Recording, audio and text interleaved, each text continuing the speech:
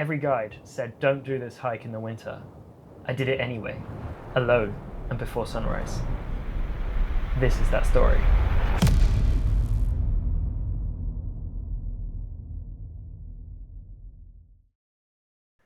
Welcome back to another video.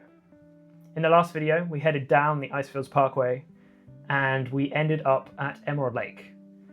If you remember, Jana was sitting by the fire, she failed to check in, and I am gallivanting around the lake, taking all kinds of photos. The lodge is set on a private island.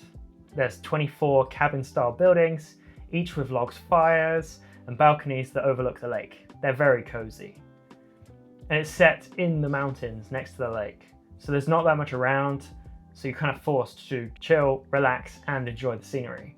You can hire a canoe in the summer, but the price is pretty steep. It's like $110 an hour, but it is very beautiful, so I can totally understand why people do it.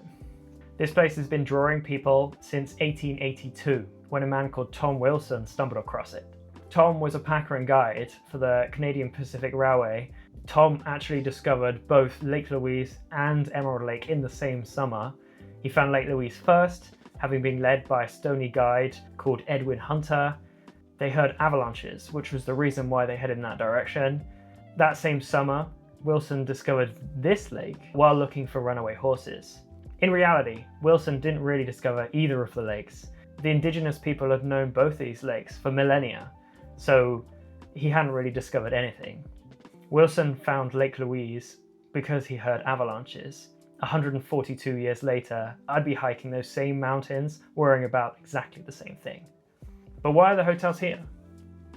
Canadian Pacific Railway needed a way to pay for the most expensive construction project in Canadian history.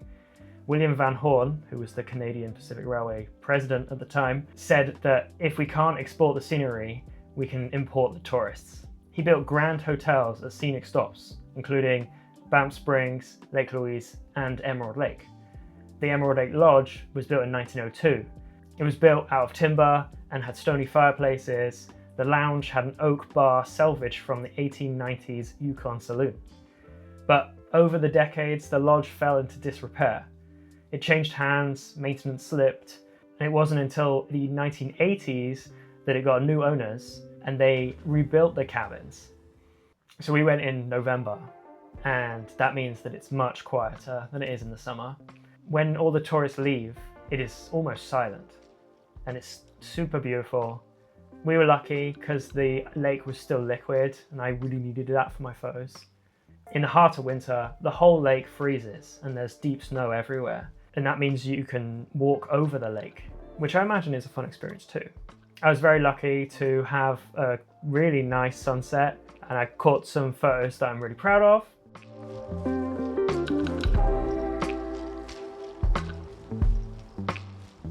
The next morning, I got out of bed for sunrise as well, which was a different experience. There were no tourists around. It was just me and the lake. And I actually hiked like a tiny bit around the lake to get some different perspectives. You can see the steam coming off the lake. And the light is really nice in these photos.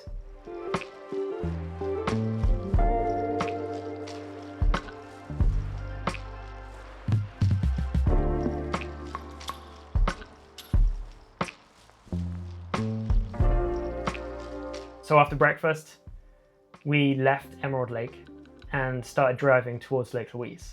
We crossed back from British Columbia into Alberta, from the Yoho National Park back into the Banff National Park. Arriving at Lake Louise is quite an experience, so I splurged for one night to stay in the Fairmont. The Fairmont is a 5-star hotel, and it's far fancier than David's normally used to. It has gate staff, bell people, and a huge atrium. When we arrived, the room wasn't ready, and the lady behind the desk tried very hard not to frame it negatively. She also tried to upsell us on the lake view. Originally, we had the mountain view, which would have been fine. Either way, it's beautiful, and we weren't really planning on spending much time in the room anyway. But yeah, the lake view was another $100. I thought that was actually quite a lot, considering we'd already spent, I think, close to $600 or $700 for the night. It's considerably more than what we normally spend on a hotel room, but I felt like splurging. I really wanted to stay in Lake Louise rather than just down the road. Another aspect of staying in a fancy hotel is that there are people to deliver your bags to the room. When they arrived, I just kind of casually threw my coat on the bed without really thinking, and the bell person offered to hang my coat. And that's such a crazy experience to me. I feel like I'm completely capable of hanging my own coat, and it's wild that someone would do that for me. But again, I'm not used to this kind of fancy hotels. Here's probably a good time to talk about the history of the chateau. So Van Horn's original vision was to have a hotel for outdoor adventurers and alpinists. In 1890, they built a tiny 2-bedroom log cabin on the lake shore.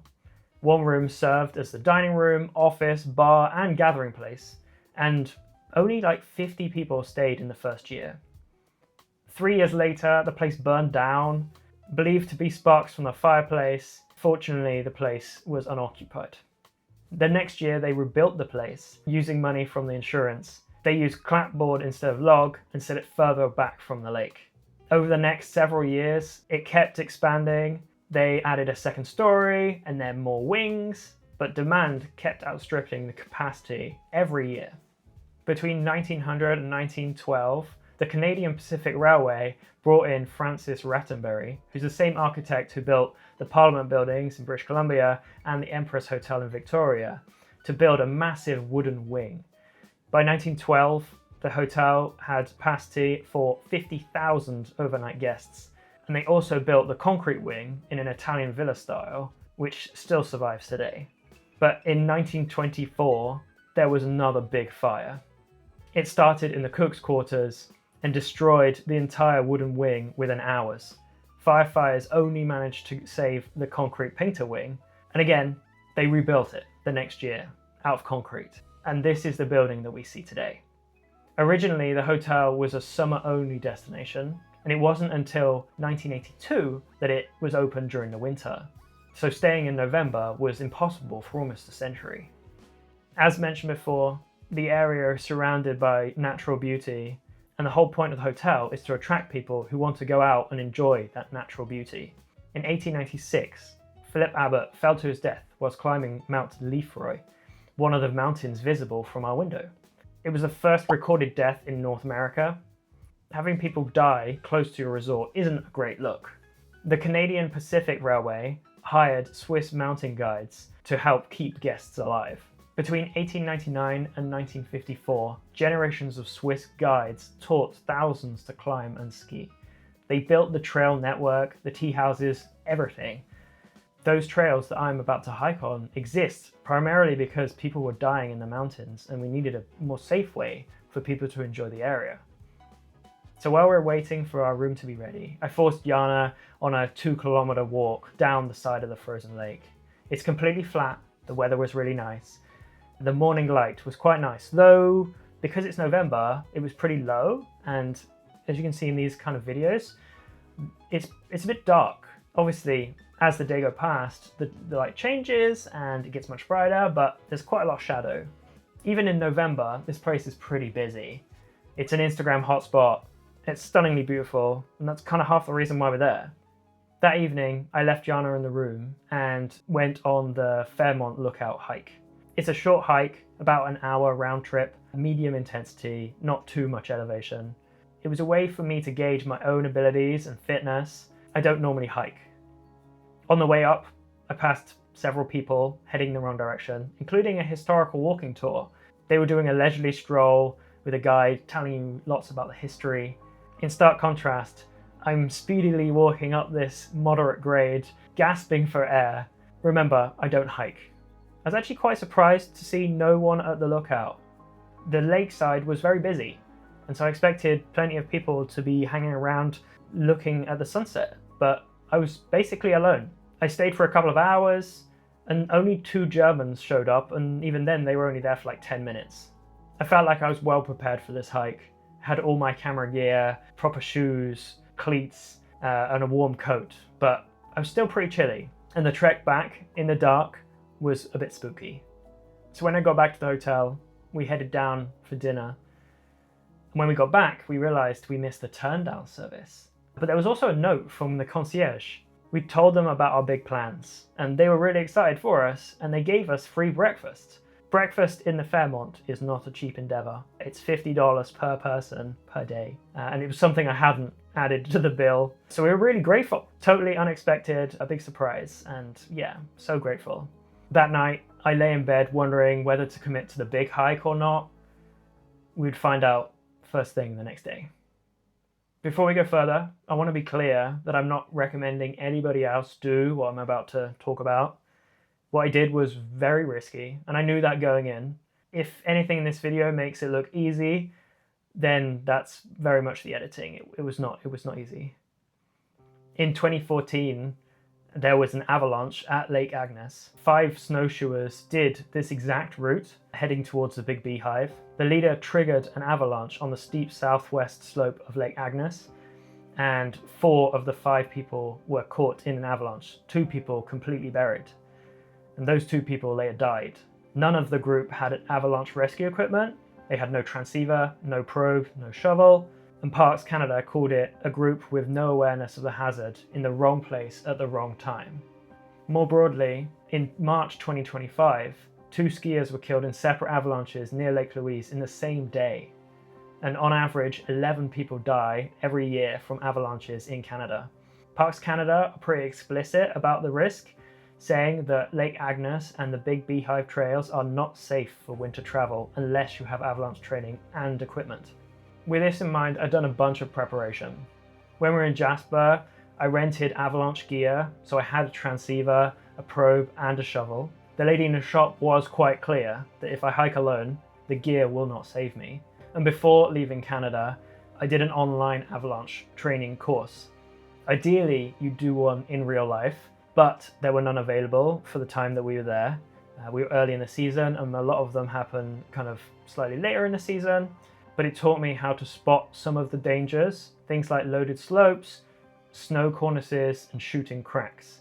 This would hopefully give me a warning that I'm heading into extreme danger and I should not go any further.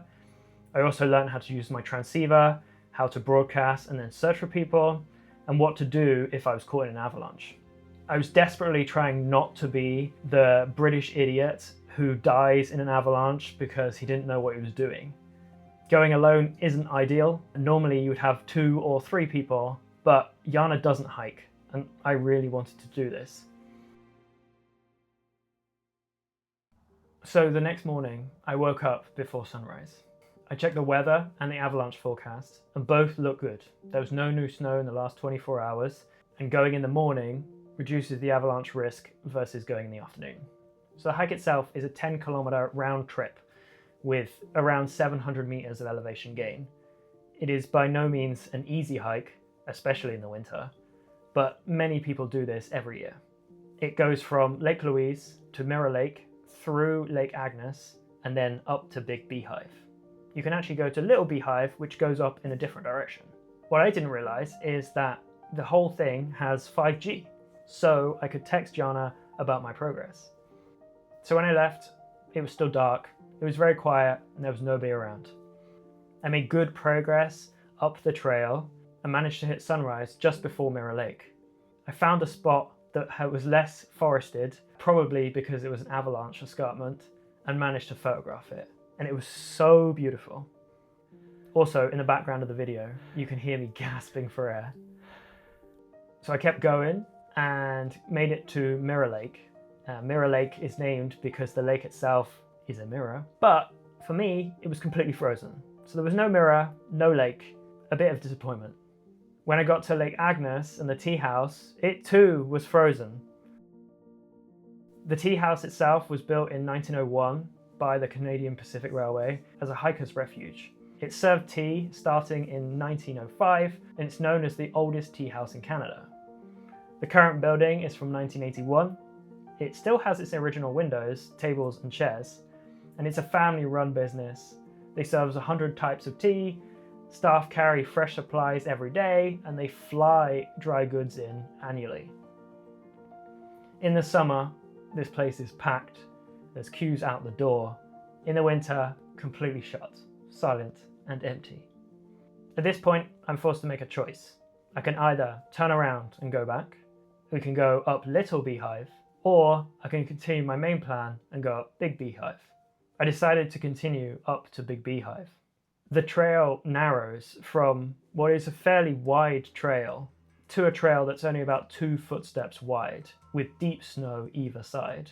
This is the part that was most sketchy. The climb from Lake Agnes to the top is much more exposed than the previous section. There's loaded snow on deep slopes, exactly what my avalanche course was warning about.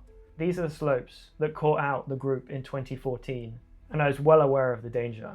I actually don't have any photos or footage of this area because I was so focused on where I put my feet and making sure that I either didn't fall off the trail or didn't trigger an avalanche that could have swept me into the lake. So yeah, you have to use your imagination for this bit. The trail goes up these many switchbacks and they're pretty exhausting. And at this point I was really glad I wasn't doing this in the dark.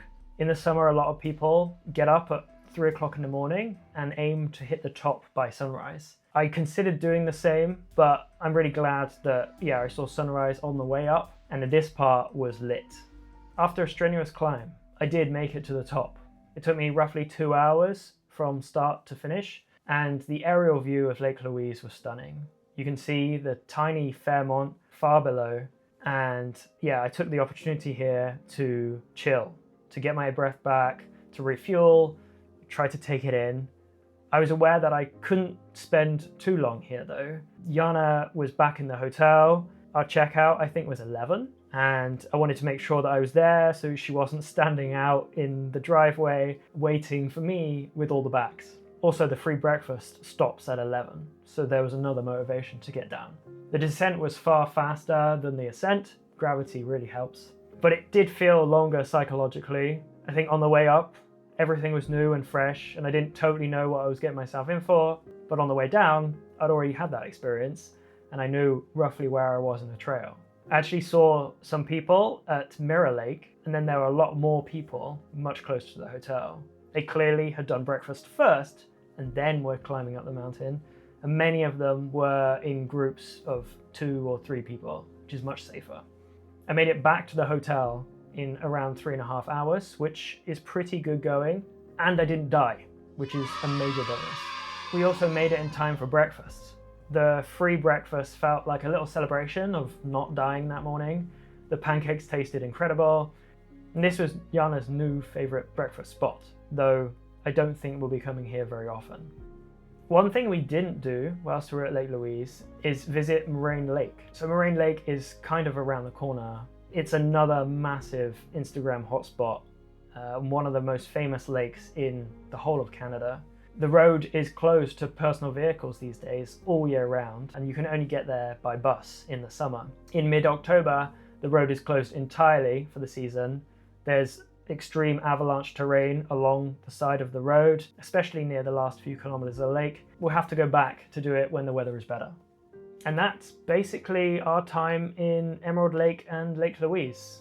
We only had one night at Emerald Lake and another night at Lake Louise. There's a massive contrast between the stillness of Emerald Lake and the adrenaline of achieving Big Beehive. In hindsight, I'm so glad I did it. I'm glad nothing happened. I was somewhat prepared, but it still was very dangerous. Probably the most dangerous thing I've done for quite a while. And this is also a good time to finish this video. Thank you for watching. As always, please like, comment, subscribe, do all that good YouTuber stuff. In the next video, we head to Banff and explore the area. So I'm looking forward to that. Thank you so much for watching this video, and I will see you in the next one. Bye. Between 1900 and 1912, Between 1900 and 1912, the Canadian Pacific, why can I not say Canif? Because I'm trying to say Canific. When I set out, it was still dark, and at the bottom of the trail, I was determined that I wasn't going to die that day. Jesus, that's so dramatic.